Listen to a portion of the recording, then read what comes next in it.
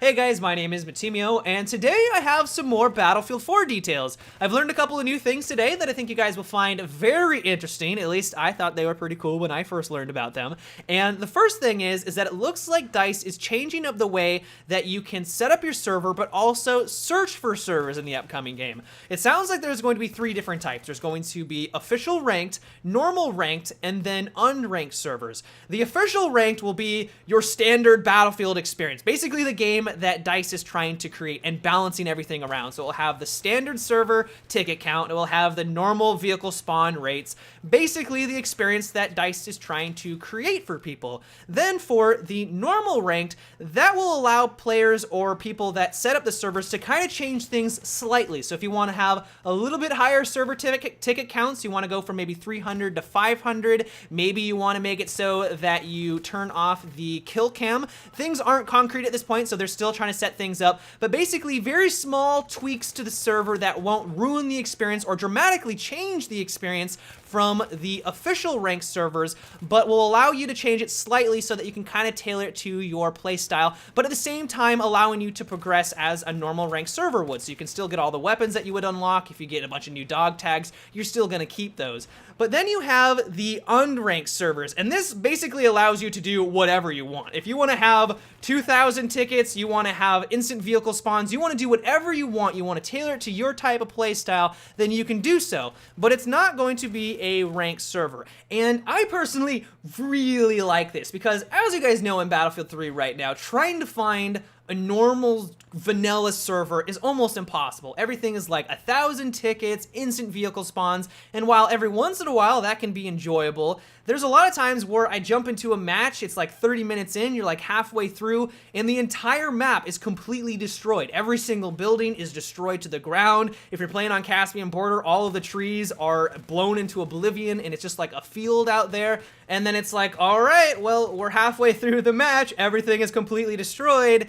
Would kind of be a nice time to maybe reset things and have a fresh map. And so what it looks like for Battlefield 4 is that you will be able to finally find those servers in an easy fashion, and if you want the true Battlefield experience, you can do that. But at the same time, if you do want to have these crazy server settings, you will also be able to do that as well. So I really like the approach that DICE is taking. We also learned some new details about the commander system, and more specifically, how to demote someone from the position if they're not doing a very good job, or maybe if like they're trolling your team or something like that.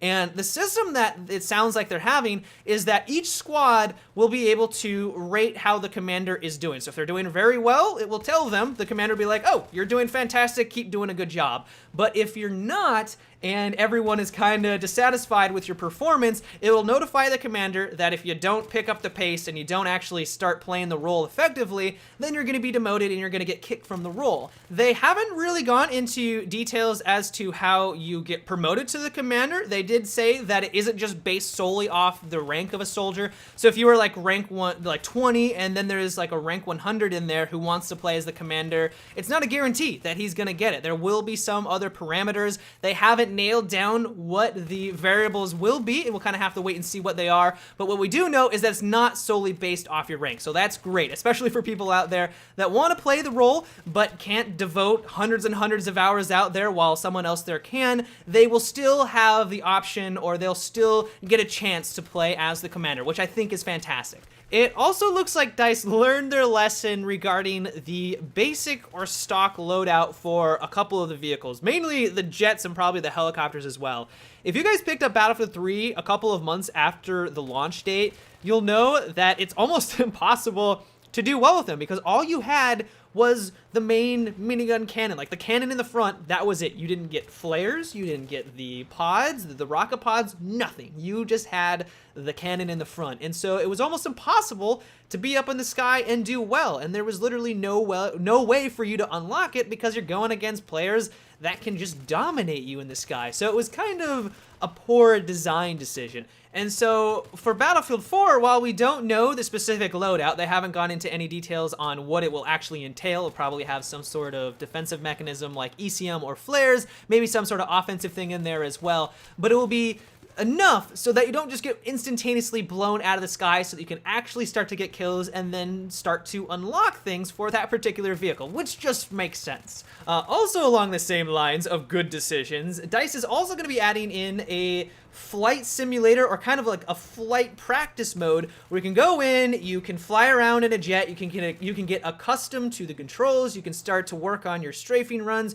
you can just get used to flying in a particular vehicle without the fear of having, you know, an amazing jet pilot on the enemy team just destroying you every 2 seconds. This is fantastic. This is going to be amazing for players like me. I've definitely fit in this category where I have absolutely no idea what I'm doing in a jet. I don't know how to line up shots. The controls feel very clunky to me. I just do not know what I'm doing inside of an air vehicle. And so for people like me, this is fantastic, because going against pilots that know what they're doing, they've been doing this since day one, it's a really frustrating experience. You feel like you're not learning, you always feel like you're at the spawn menu for the entire time, and it can get really frustrating. And so to have a place that you can go in there, you can hone your skills, you can actually feel confident with the vehicle that you're using, jump into a normal match, and then not feel like you're just this worthless thing up in the sky. I think this is a great addition, and I know a lot of people are going to take advantage of it. But that is about it for today's video, guys. I hope you enjoyed this news and the conversation that we had.